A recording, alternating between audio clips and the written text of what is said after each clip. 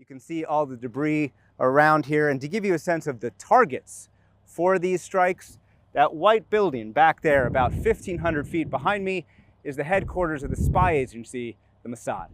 Di tengah gempuran rudal Iran secara besar-besaran ke Israel, terkuak fakta mengejutkan yang dibeberkan oleh jurnalis media barat. Jurnalis tersebut mengungkap bahwa markas intelijen Israel Mossad berdekatan dengan infrastruktur sipil yang padat penduduk di Tel Aviv, di mana hal ini secara tidak langsung menjadikan warga Israel sebagai target yang sah ketika perang terjadi. Pemerintahan Israel dalam 24 jam terakhir terdampak serius usai Iran meluncurkan serangan rudal besar-besaran sejak Selasa 1 Oktober lalu. Tak hanya menimbulkan kepanikan di tengah jutaan warga sipil, beberapa situs vital militer Israel pun hancur tak bersisa. Beberapa di antaranya yakni pangkalan angkatan udara di Nevatim yang menampung skuadron jet tempur F-35 sebagai kekuatan utama Israel. Namun sehari setelah serangan ratusan rudal Iran tersebut, terkuak fakta yang menghebohkan publik. Pasalnya, beredar video seorang jurnalis yang memberitakan bahwa markas intelijen internasional Israel Mossad berada di dekat infrastruktur sipil padat penduduk di Tel Aviv.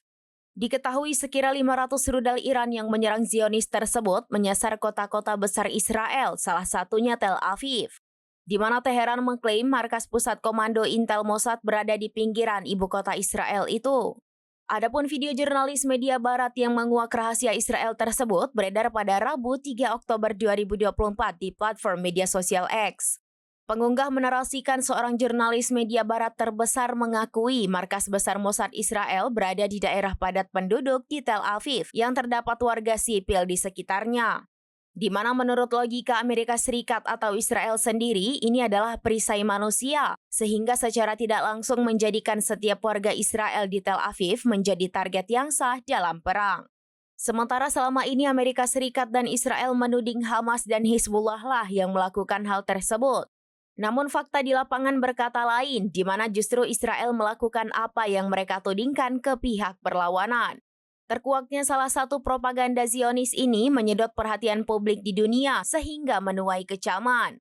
Banyak pihak yang menganggap perisai manusia Israel tersebut sebagai pelanggaran dan termasuk dalam kategori kejahatan perang serius. You can see all the debris around here. And to give you a sense of the targets for these strikes, that white building back there, about 1,500 feet behind me, is the headquarters of the spy agency, the Mossad.